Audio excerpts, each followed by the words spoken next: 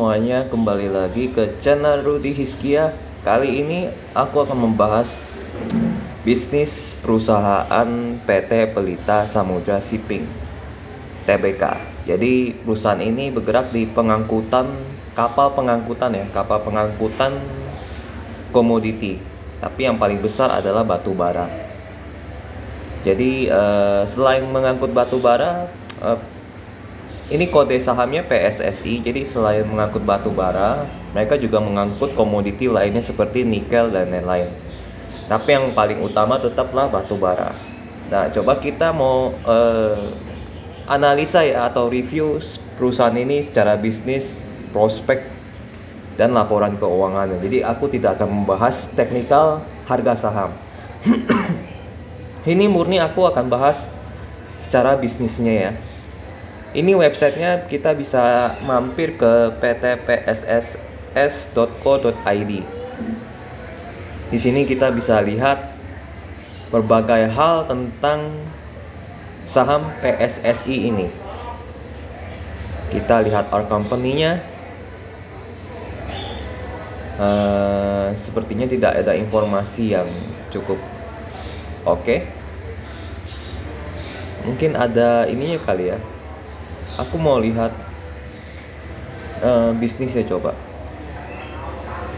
Nah, ini bisnis kapalnya, ini ada penjelasannya. Kalian nanti cukup mampir saja.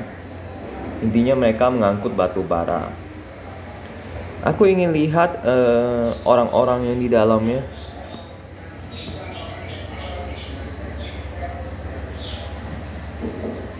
Direktur dan komisarisnya mungkin di sini kali ya. Kita lihat komisarisnya dulu.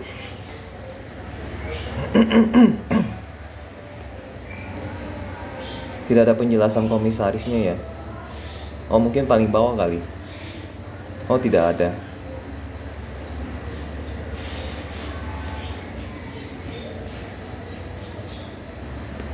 Apa kita harus klik ya? Coba. Sepertinya memang harus diklik. Nah, ini klien-kliennya dari PT Pelita Samudra Shipping. Ada Adaro, Sakari Resorts, Adimitra Baratama, dan lain-lainnya ya di bawah. Oke. Ini preview singkat dari PT Pelita Samudra Shipping atau kode sahamnya PSSI di websitenya. Nah, kita akan langsung lompat ke laporan keuangannya ya. Laporan keuangannya yang terbaru, kita bisa masuk ke halaman investor.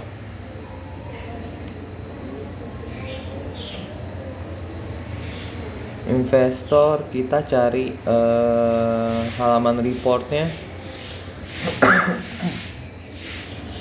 Nah, di sini ada annual report dan laporan keuangannya, financial statement.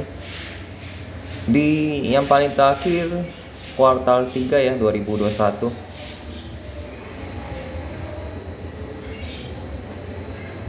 Kita buka dulu. Nah, ini yang paling terakhir. Kita akan lihat dari sisi keuangannya. Nah, di bagian neracanya, kita kalau mau lihat perusahaan sehat atau tidak secara keuangan, kita hanya memperhatikan beberapa titik. Jadi yang pertama, kita lihat jumlah aset lancarnya harus lebih besar dari liabilitas jangka pendek. Liabilitas jangka pendek itu artinya utang di bawah 1 tahun.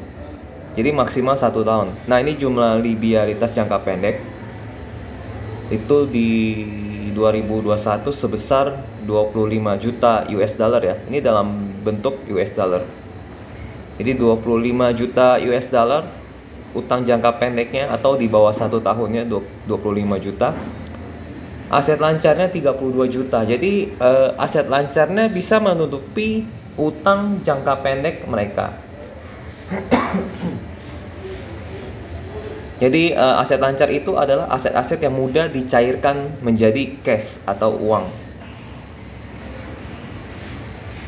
Jadi aset lancarnya cukup banyak, bisa menutupi utang jangka pendeknya. Nah, nextnya kita akan melihat komposisi modal utang dengan modal yang disuntikan secara pribadi. Jadi jumlah liabilitas adalah modal yang modal dari utang lebih tepatnya. Itu sebesar 38 juta. Sementara modal yang disuntik oleh investor itu sebesar 106 juta. Jadi cukup tinggi ya. Jadi perbandingannya sangat jauh. Jadi jumlah ekuitasnya itu bisa menutupi utangnya. Dan masih ada selisih 60. Jadi 106 juta dikurang 38 itu masih ada selisih 60 jutaan. Jadi ini cukup aman karena jumlah ekuitasnya cukup tinggi. Jadi secara utang ini tidak ada masalah. Tidak ada masalah sama sekali ya. Nah, ini kita akan masuk ke halaman pendapatan atau laba.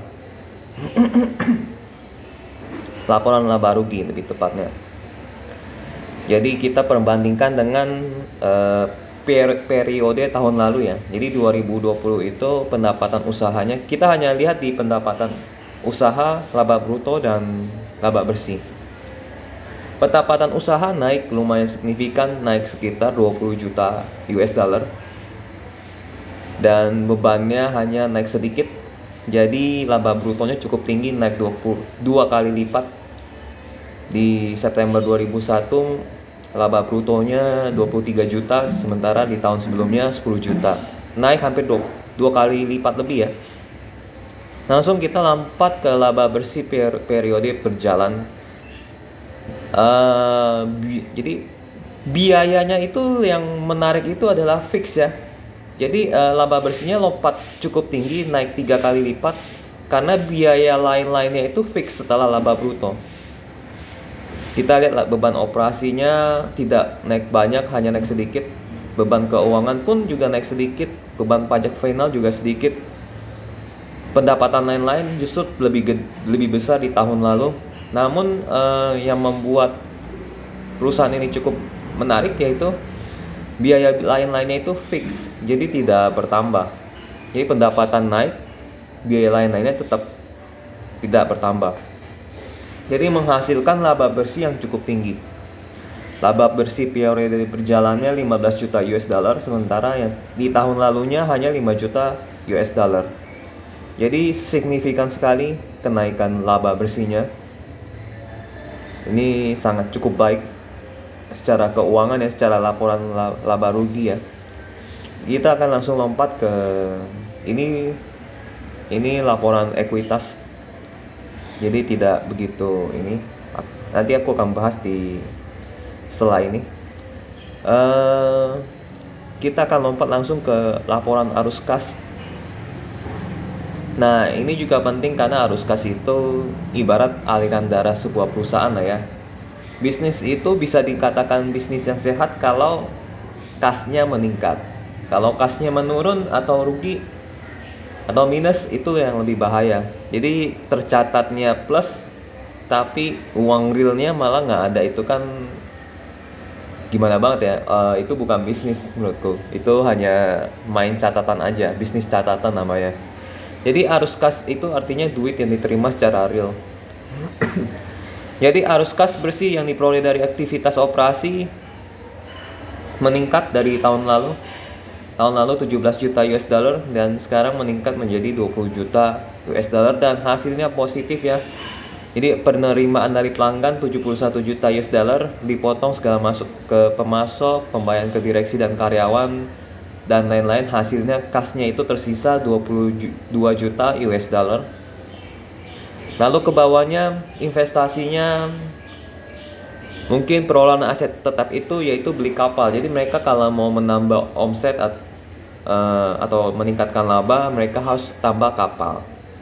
Jadi selama mereka tambah kapal, mereka akan tambah omset.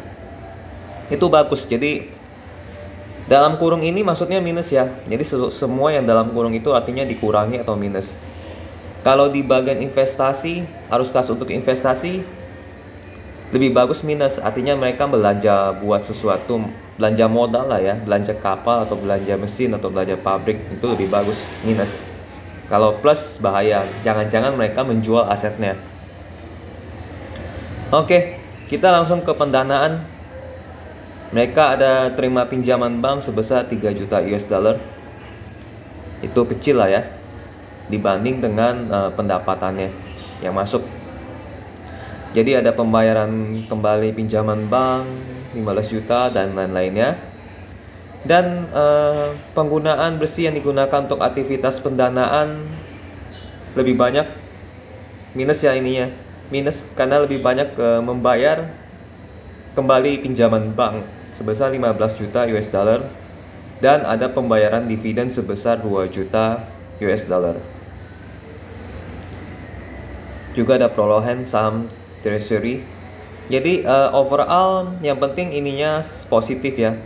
Tapi ya yang paling penting ini arus kas bersih yang diperoleh dari aktivitas operasi ini positif sebesar 22 juta US dollar. Ini cukup baik. Total kasnya menurun sebesar 920.000 US dollar. Ini yang agak menjadi resiko adalah utang bank ya. Utang banknya cukup lumayan, 2 digit. Jadi di tahun sebelumnya itu ada utang 21 juta US dollar. Akhirnya PSSI ini meminjam 25 juta US dollar untuk menutup utang yang sebesar 21 juta US dollar. Coba kita kembali lagi ke atas, lihat ke liabilitasnya. Utang bank kita cari ya. Utang bank, pinjaman bank jangka panjang yang akan jatuh tempo dalam 1 tahun itu 11 juta US dollar. Jadi utang bank tersisa hanya 11 juta. Jadi kalau mereka laba bersihnya bertambah lebih banyak lagi, utangnya dijamin akan beres 100% tanpa beban sama sekali. Jadi cukup 1 tahun saja ini utang akan beres semuanya. Jadi tidak sisanya utang pihak ketiga, itu bukan bank. Jadi ada utang yang, kalau utang bank kan berbunga, tapi kalau utang usaha itu kan tidak berbunga. Justru yang paling bahaya itu adalah utang bank karena bunga berbunga. Jadi sementara ini aman karena laba bersihnya saja 20 juta US dollar atau sisa cash dari hasil operasi itu sebesar 22 juta US dollar. Untuk utang bank yang sebesar 11 juta US dollar ini cukup kecil, setengahnya bahkan. Jadi cukup aman cara laporan keuangan terbarunya. Nah, kita akan lompat ke bagian keuangan secara tahunan ya. Aku sudah buat. Nah, ini PSSI, Pelita Samudra Shipping. Jadi aku rekap dari 2014 sampai 2021. Yang 2021 masih kuartal ketiga. Sisa tahun sebelumnya yaitu sudah 1 tahun penuh ya. Jadi di tahun 2014 sampai 16 mereka mengalami kerugian. Kenapa mereka mengalami kerugian? Ini bukan kerugian karena mereka salah manajemen, tapi memang karena kalau kita lihat nih, aku searching di tahun 2016 batu bara. Jadi kan kapal itu sangat berpengaruh dari harga batu bara. Jadi kalau misalnya ada perusahaan batu bara yang rugi atau harga batu baranya turun, itu mengakibatkan permintaan kapal sedikit karena mereka mengurangi biaya-biaya lainnya. Jadi 2014 sampai 16 ini harga batu bara turunnya cukup dalam. Jadi harga batu bara acuan HBA terendah sejak 2016. Jadi 2014 sampai 2016 ini harga batu bara turun mengakibatkan perusahaan batu bara mengurangi semua biaya-biaya termasuk biaya pengangkut kapal pengangkut batu bara. Maka PSSI ini mengalami kerugian karena perusahaan batu bara banyak yang stop pengangkutan batu bara. Jadi mereka halt. Nah, akibatnya harga batu bara turun, perusahaan batu bara juga omsetnya menurun. Akibatnya perusahaan kapal pengangkut batu bara pun juga menurun. Terlihat dari laporan keuangannya 2014 sampai 2016. Kalau menurutku, kalau misalnya kerugian ini dihasilkan dari hal-hal eksternal seperti harga batu bara, itu cukup wajar ya. Itu anggap saja sebagai krisis ekonomi versi lingkaran industrinya mereka lah. Yang bahaya itu kalau perusahaan rugi karena salah manajemen atau korupsi dan lain-lainnya. Dari internal itu lebih bahaya. Jadi kalau misalnya minusnya karena eksternal itu masih bisa diampuni atau wajar lah ya, karena harga batu baranya turun. Nah, mulai masuk ke 2017, 18, 19, 20, harga batu bara meningkat. Sampai di tahun ini 2021, batu bara terus meningkat, dan sekarang banyak negara maju yang mengklaim diri mereka krisis ekonomi. Terakhir aku baca di negara Inggris sedang bukan krisis ekonomi, krisis energi. Krisis energi artinya listriknya sedang jadi kebutuhan listriknya itu tidak tercukupi. Nah, listrik itu dari mana? Listrik itu dari batu bara. Jadi apalagi bagian Eropa ingin mengurangi listrik dari batu bara. Itu katanya seperti itu, tapi kenyataannya mereka mengalami krisis energi, krisis listrik kalau lebih tepatnya. Nah, jadi listrik mereka sangat kurang, sementara tenaga angin, tenaga dari air itu cukup mahal investasinya, dan cukup lamban untuk bisa menyediakan listrik dalam volume yang besar. Hanya batu bara saja yang cukup cepat dan sangat murah ya. Batu bara itu sangat murah dan sangat cepat untuk dijadikan listrik. Makanya batu bara tetap menjadi pilihan utama sebagai pembangkit tenaga listrik. Jadi makanya dari 2017 sampai 2001 kita lihat ini ya, equity. Jadi aku bahas equity. Jadi kalau kita beli saham, sebenarnya kita membeli equity-nya. Mungkin teman-teman pernah dengar kalau misalnya kita ikut asuransi ada unit link. Unit link itu kan link dengan produk-produk investasi. Ada yang link dengan deposito, link dengan obligasi, link dengan saham. Nah, saham itu kalau di unit link namanya equity. Jadi kalau misalnya unit linknya link dengan equity market ya, equity itu sebenarnya link dengan saham. Nah, jadi kalau orang beli saham sebenarnya beli equity-nya. Jadi kalau mau cuan atau mau rugi di investasi saham, kita lihat di equity-nya setiap tahun bertambah atau berkurang. Logikanya seperti itu. Jadi faktanya memang saham itu ditunjukkan sebenarnya untuk equity. Nah, jadi kita lihat PSSI ini baru listing di bursa saham di tahun 2017. Saya tanda ini 2017 IPO. Jadi mereka mendapatkan equity yang cukup besar. Jadi dari 39 kan, di 2016 rugi, equity-nya 39, tapi setelah IPO mereka mendapatkan equity jadi total equity-nya menjadi 61 juta US dollar. Jadi perusahaan yang IPO mendapatkan dananya itu masuk ke equity. Makanya kita beli saham sama dengan beli equity-nya. Jadi kita beli saham itu sama dengan beli aset perusahaan, tapi kan ada utang. Jadi aset perusahaan dipotong utang, sisanya equity. Nah, equity inilah milik kita. Jadi 2017 equity-nya 61 juta US dollar, 2018 karena untung. Jadi equity ini bisa naik karena apa? Naik karena laba bersih. Jadi laba bersih yang positif akan menambah equity. Jadi kita lihat nih ya, dari 2017 sampai 2021 laba bersihnya terus ada. Akhirnya equity-nya dari 2017 sampai 2021 meningkat terus setiap tahun. dari 61 juta US dollar ke 71 juta US dollar dan seterusnya sampai 2021 di angka terakhir di 106 juta US dollar.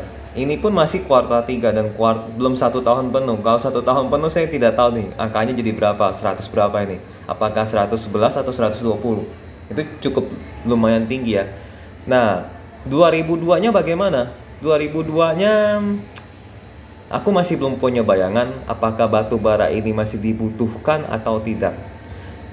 Nah, kita langsung jadi gini, PSSI ini mulai mulai diversifikasi bisnisnya mengangkut komoditi lainnya terutama nikel. Jadi dia tidak bisa melihat batu bara akan bertahan selamanya ya. Karena Eropa dan negara-negara lainnya, negara-negara maju lainnya sepakat untuk mulai menghentikan pembangkit listrik dari batu bara. Makanya PSSI ini mulai mendiversifikasikan bisnisnya menjadi pengangkut komoditi lainnya. Kita cek di bagian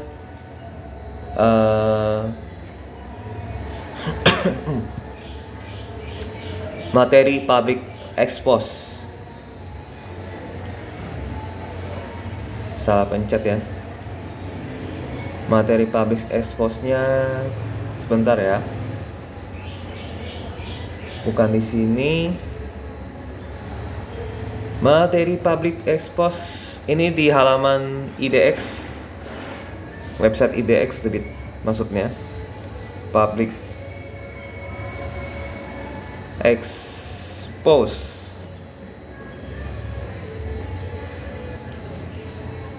Materi public expose.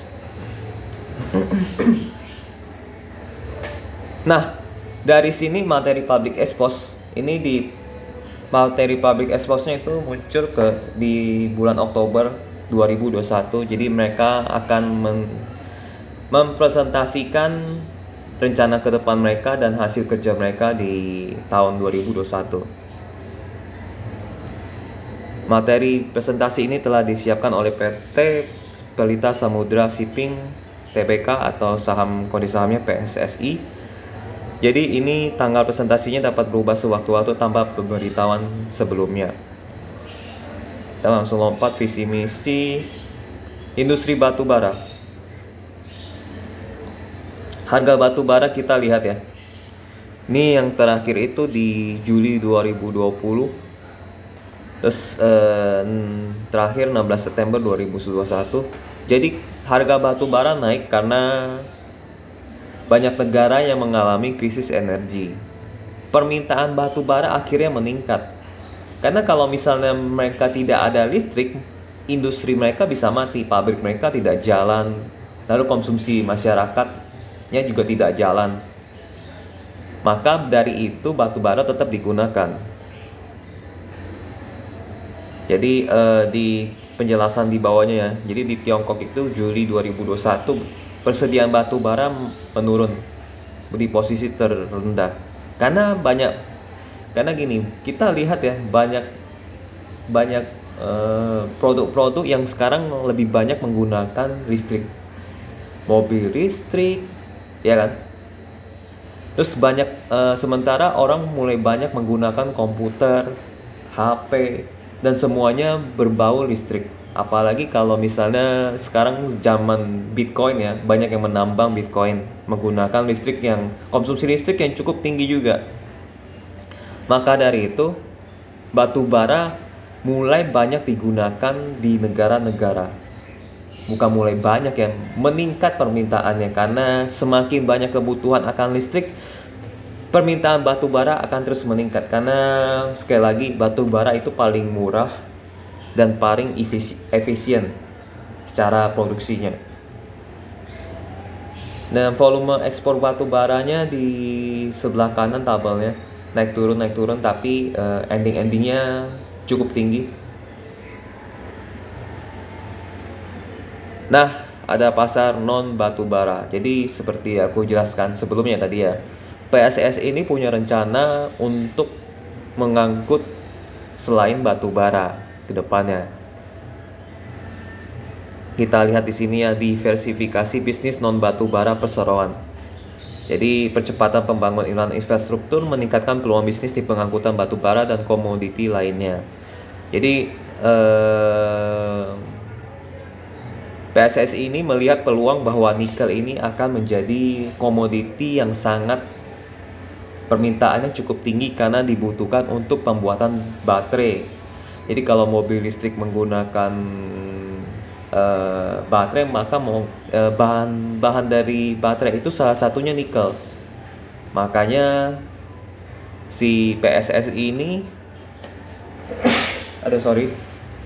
si PSSI ini mulai diversifikasi mengangkut komoditi lainnya, terutama nikel. Jadi ada komoditi lainnya, ada steel coil, steel billet, clinker, limestone, dan lain-lainnya.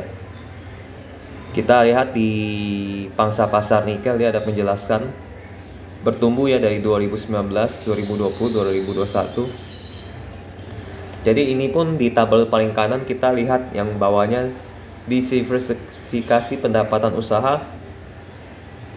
Jadi 2021 non batu baranya meningkat ya dari 2019, 2020, 2021. Jadi sebenarnya PSSI ini udah diversifikasi dari tahun 2019 dan makin meningkat setiap tahunnya. Sampai 2021 itu udah sebanyak 29% dia mengangkat komoditi lainnya selain batu bara. Itu gerakan yang cukup bagus. Nah, kita bisa lihat jajaran komisaris dan direksinya. Iriawan Ibarat, direktur utamanya atau sang penanggung jawabnya. Kalau aku search di Google, tidak ada masalah apa-apa dari deretan komisaris atau direksi ini. Jadi tidak ada skandal atau kasus apapun dari nama-nama mereka. Jadi cukup bersih untuk saat ini jajaran direksi dan komisarisnya. Jumlah karyawan, kapitalisasi pasar, jumlah lembar saham, peringkat kredit. Peringkat kreditnya peringkat BBB cukup stabil. Kalau peringkat BBB itu sebenarnya dibilang bagus enggak, dibilang jelek enggak.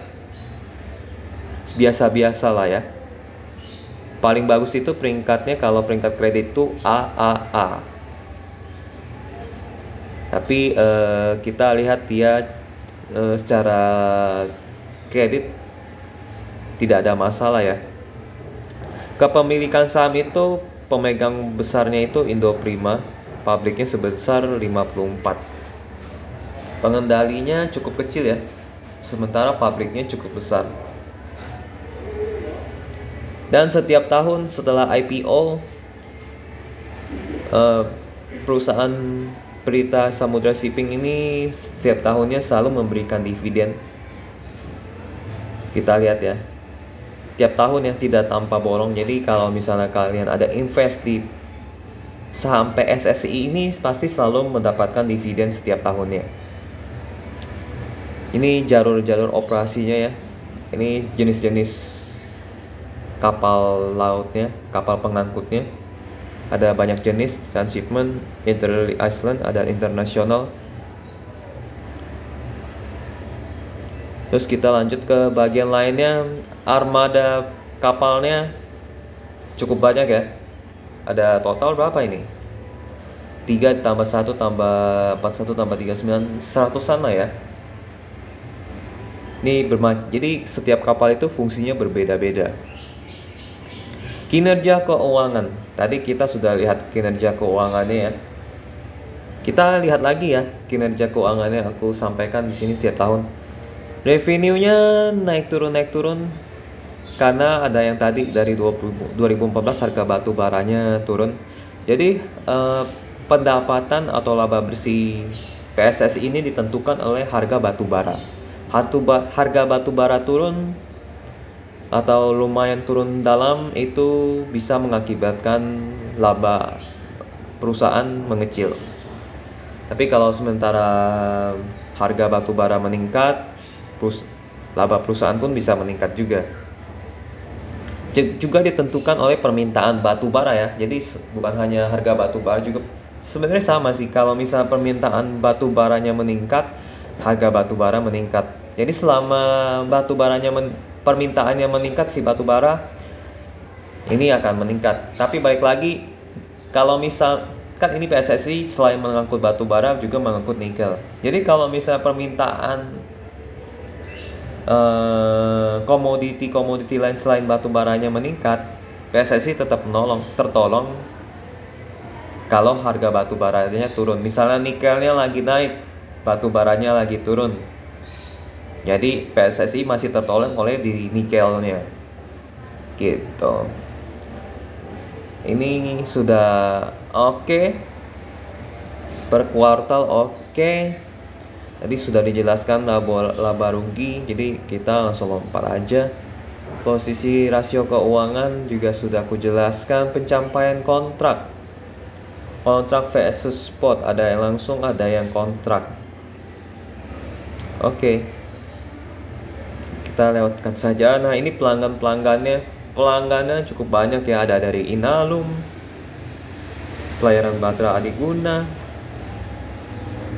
jadi ada Harum Energi, Toba Bara. Jadi jadi kapasitasnya ini mungkin semua kapalnya terpakai ya. Jadi karena jadi aku baca berita, kapal-kapal ini jadi rebutan karena banyak negara atau banyak klien yang membutuhkan batu bara. Akhirnya kapal-kapal ini menjadi sedikit jumlahnya. Jadi yang kapal nganggur itu pasti sudah tidak ada karena dipakai semua, karena semua butuh batu bara dan semua butuh komoditi lainnya. Jadi harga-harga kapal meningkat. Permintaan kapal meningkat, harga kapal meningkat. Jadi tidak ada kapal yang nganggur lagi lah di seluruh dunia ya. Jadi PSSI mulai agresif ekspansi armada MV-nya ke pasar internasional. Oke, ini kabarnya cukup baik. Keunggulan kompetitif, utilisasi kapal yang tinggi, artinya kapalnya tidak ada yang nganggur, jadi semuanya kepake. Ada efisiensi pengendalian biaya yang ketat, basis pelanggan yang kuat. Tadi kita lihat jumlah pelanggannya ya. Ekspansi kantor operasi. Oke. Diversifikasi pendapatan usaha. Nah, ini rencana dari PT Pelita Samudra Shipping Tbk atau saham PSSI. Jadi di tahun 2025 batu baranya itu dengan komoditi lainnya itu porsinya menjadi 50-50. Jadi pendapatan atau omset dari PSSI di 2025 akan setara. 50 non batu bara, 50 batu bara. Jadi mereka pasti akan tambah kapal setiap tahunnya. Jadi ketika mereka merencanakan tambah kapal setiap tahunnya, maka pendapatan atau omset mereka dan laba bersih mereka juga meningkat otomatis. Tambah kapal, tambah omset. Tapi kita balik lagi lihat permintaan komoditinya. Kalau lihat nikel sih pasti positif ya, karena mobil listrik membutuhkan nikel. Kalau komoditi lainnya saya tidak tahu. Jadi saya hanya tahu batu bara dan nikel yang paling besar. Batu bara apakah mati dalam beberapa tahun ke depan? Belum tentu. Karena aku bilang tadi banyak negara yang sedang krisis energi.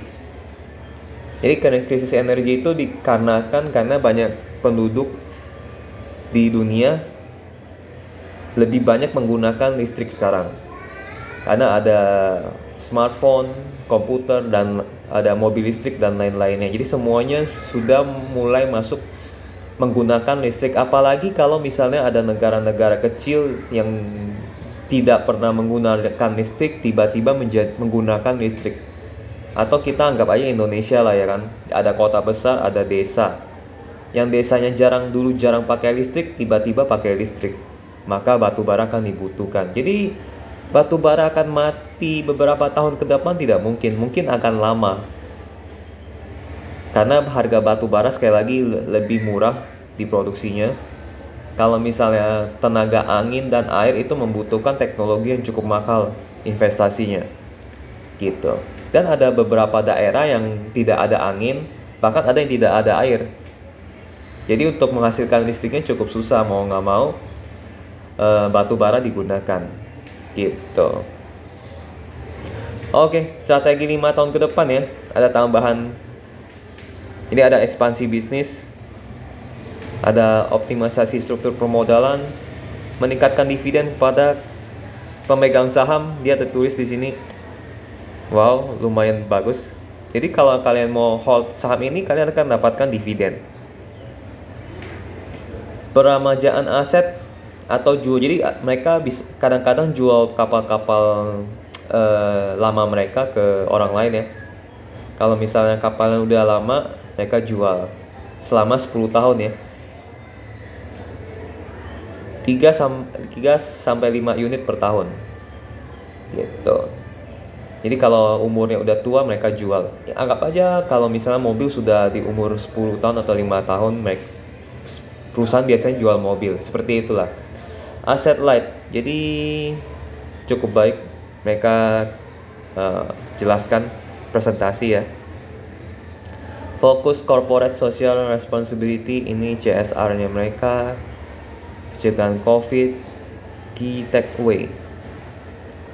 Diversifikasi kargo, kontrak 90%, kinerja keuangan oke. Prospek industri, batu bara diperkirakan akan meningkat terutama pada musim dingin. Ya, musim dingin dibutuhkan. Oke. Ini penjelasan dari mereka secara presentasi. Jadi mereka kedepannya akan mengangkut komoditi lainnya, dan tentu saja mereka akan menambah kapal-kapal baru mereka. Dan dijelaskan bahwa batu bara pun tidak akan mati secepat itu, meskipun dunia dan Eropa sudah mulai mengklaim akan mengurangi penggunaan listrik dari batu bara. Oke, kita lompat ke pertanyaan apa ya? Di public expose itu biasanya ada tanya jawab antara investor dengan perusahaan. Nah, bentar ya, kita buka lagi.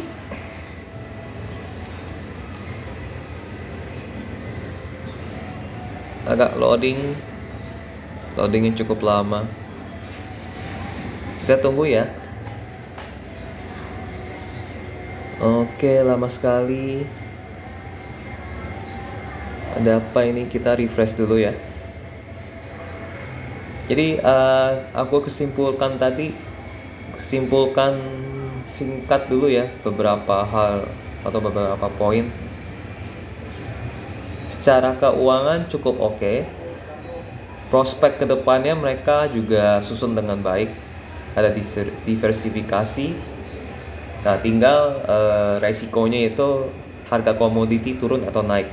Kalau harga komoditinya turun, berdampak juga ke bisnis mereka. Jadi harga komoditi turun, permintaan kapal juga menurun, akhirnya mereka mengalami kerugian. Oke, internet tiba-tiba jadi lemot. Sudah muncul ya, muncul. Entah kenapa hari ini internet lagi lemot.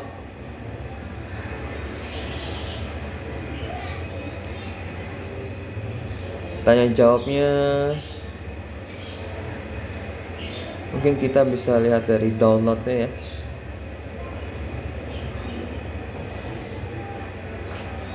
Downloadnya juga tidak terlihat.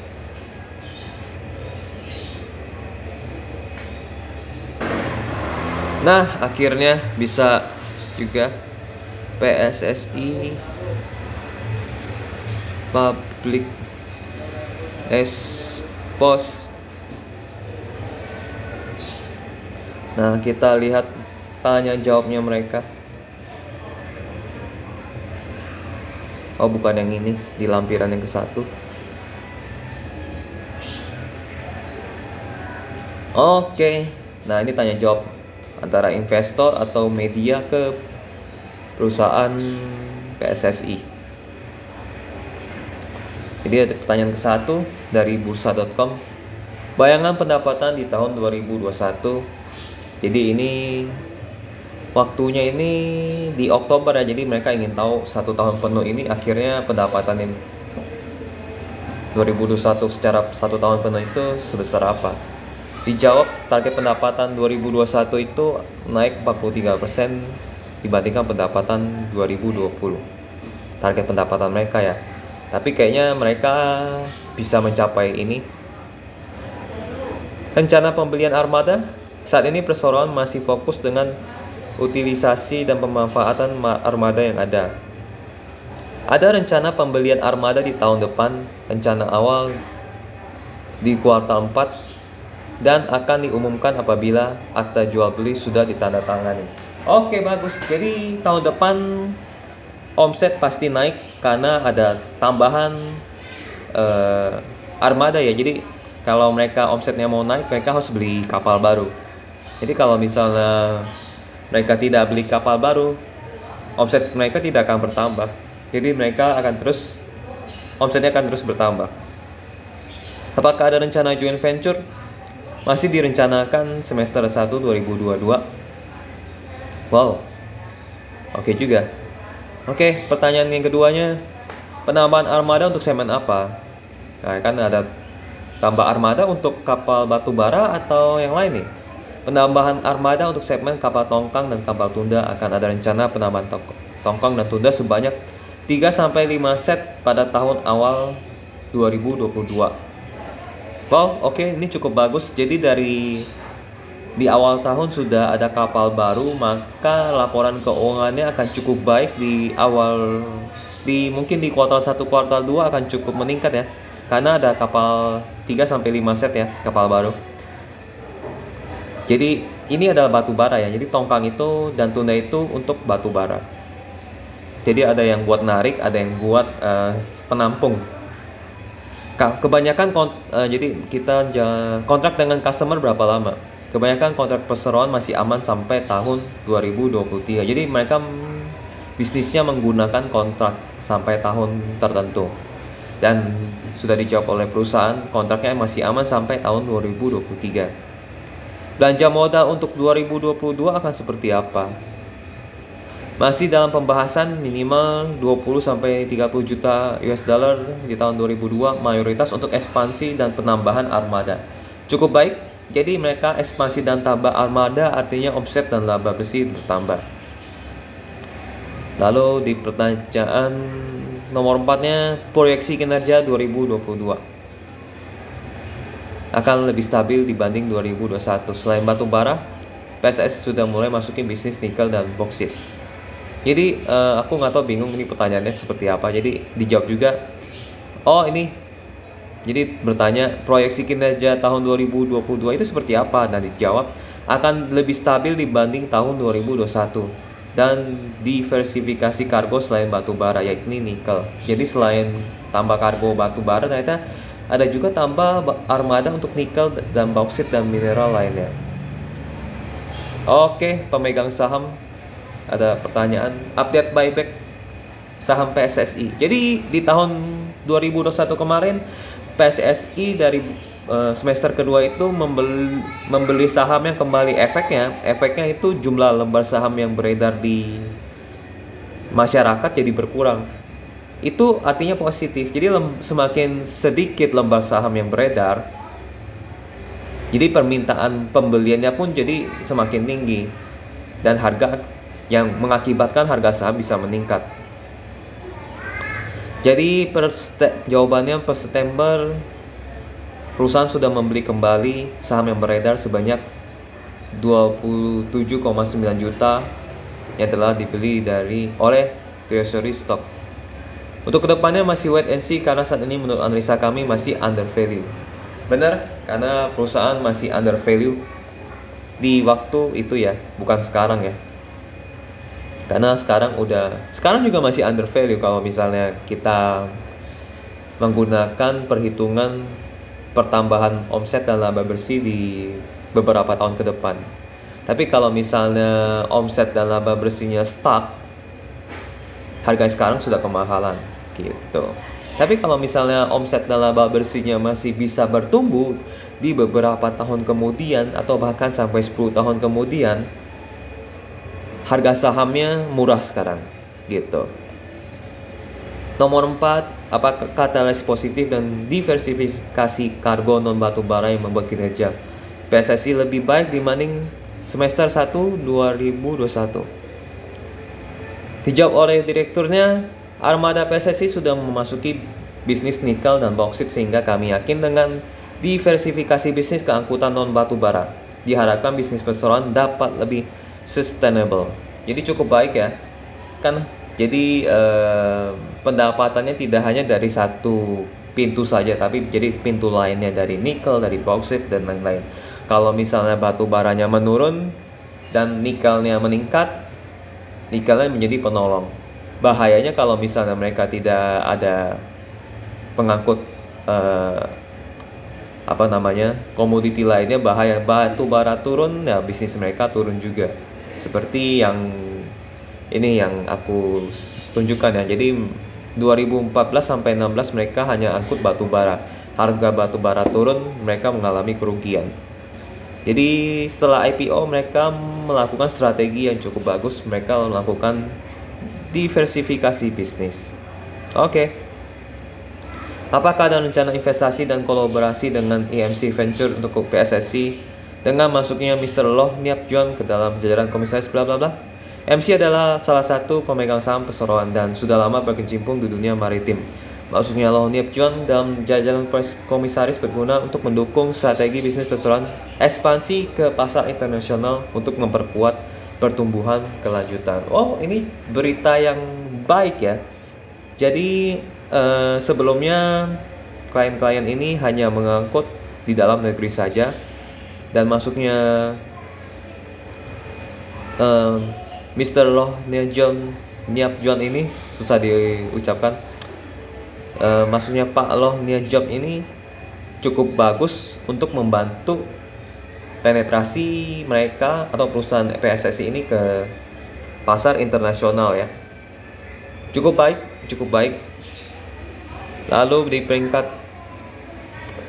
di pertanyaan nomor 6, apakah ada negosiasi kontrak baru jasa pengangkutan batu bara atau nikel?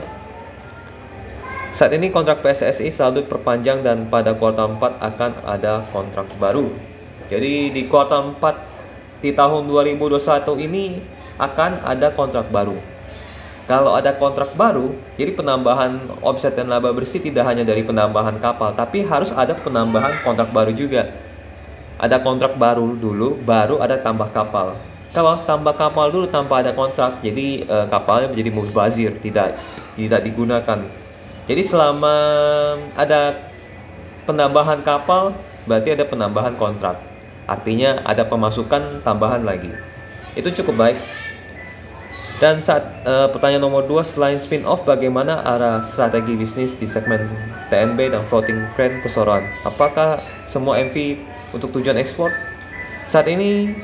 Jawabannya saat ini MV melakukan pengangkutan rute domestik dan juga ekspor, di mana tarif angkutan ekspor tentunya lebih premium.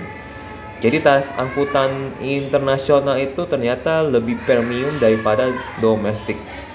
Bagus, apalagi mereka sudah memang merencanakan target untuk mengangkut internasional ya, tujuan ekspor lebih tepatnya. Untuk TNB dan FC cukup stabil karena produksi bahan baku terus meningkat setiap tahun. Ini juga bagus. Pertanyaan nomor 3, di kuartal 4 ini apakah ada kendala cuaca karena BMKG memprediksi akan terjadi La Nina di periode ini? Jawabannya, La Nina memang diprediksi akan lebih cepat datang, namun shipment yang dilakukan PSSI adalah transshipment yang lajunya dari jetty ke anchorage, di mana jaraknya relatif pendek-pendek. Untuk MV sendiri, MV adalah kapal besar sehingga tidak ada kendala serius dalam pengoperasian. Jadi aman ya dari badai La Nina. Nomor 7, pertanyaannya, MV mau diekspor ke negara mana saja? Ekspansi internasional negara-negara Asia Pasifik, dan saat ini kapal MV perseroan sudah mulai masuk hingga Rusia dan Teluk Persia. Oke. Oke, berita yang cukup baik. Utilisasi 4MV yang digunakan untuk ekspor masih 100%. Saat ini PSS masih melihat supply dan demand dari pergerakan harga komoditas. Sekali lagi, ini balik lagi harga batu bara, nikel, dan lain-lainnya ya. Jadi kalau misalnya kinerja kapal ini ditentukan oleh harga komoditi. Nomor 8 pertanyaannya, kapan laporan Q3 sudah dirilis? Tadi kita lihat sama-sama. Oke. Tidak ada tambahan lagi ya. Semua sudah dijelaskan. Ini rekap keuangannya setiap tahun. Kita tutup saja ya. Jadi kesimpulannya, bagaimana prospek dari PSSI ini cukup baik karena mereka akan disertifikasi ke nikel dan mineral lainnya. Jadi mereka tidak hanya tergantung dari batu bara. Namun resikonya ada, yaitu misalnya harga komoditinya turun semua, mengakibatkan perusahaan ini akan mengalami kerugian atau tidak adanya kontrak-kontrak baru. Jadi mereka kalau mau nambah omset dan nambah laba, mau nggak mau mereka harus bikin kontrak baru. Nah, kontrak baru ini tentu saja ini berkaitan tentang komunikasi dari jajaran direksi dan komisarisnya. Lobby-lobbynya mereka itu berhasil apa tidak dengan klien-klien baru atau klien-klien mereka lama mereka. Jadi mereka apakah menambah kapasitas atau tidak, atau mereka berhasil mendapatkan klien baru atau tidak, itu tergantung dari jajaran komisaris dan direksinya. Kalau jajaran komisaris dan direksinya berhasil mendapatkan kontrak baru terus setiap tahun, itu cukup bagus. Tapi balik lagi, ini dipengaruhi oleh harga komoditi tadi, batu bara, nikel, bauksit, dan lain-lainnya. Kalau misalnya nikel sudah pasti beberapa tahun ke depan akan terus meningkat karena kebutuhan baterai untuk mobil listrik. Kalau batu bara pun beberapa tahun ke depan akan masih dibutuhkan karena negara maju sedang mengalami krisis energi atau kekurangan listrik di tahun-tahun ke depan. Tapi kalau untuk jangka panjangnya batu bara katanya akan di stop, tapi kita nggak tahu ya, kita lihat aja nanti. Kalau batu bara di stop, pasti harus ada penggantinya. Nah, sementara ini yang paling efektif hanya batu bara, belum ada yang seefektif batu bara. Angin, listrik, dan lain-lainnya yang terbarukan itu membutuhkan investasi yang cukup mahal gitu, karena ada negara tertentu yang tidak ada angin, bahkan tidak ada air atau sungai. Jadi mau nggak mau mereka harus menggunakan import listrik atau import batu bara. So prospeknya cukup baik untuk beberapa tahun ke depan. 1-2 tahun itu masih cukup baik. Jadi masih bisa diinvestasikan sampai 1-2 tahun mendatang. Tapi memiliki resiko kalau misalnya harga batu baranya tiba-tiba turun. Nah, itu lebih bisa mengakibatkan harga saham juga turun. Tapi kalau lihat dari kebutuhan batu bara sepertinya masih cukup tinggi untuk 1-2 tahun ke depan. Ya, tadi balik lagi, resikonya tetap kita harus melihat harga batu bara dan harga komoditi lainnya meningkat atau menurun.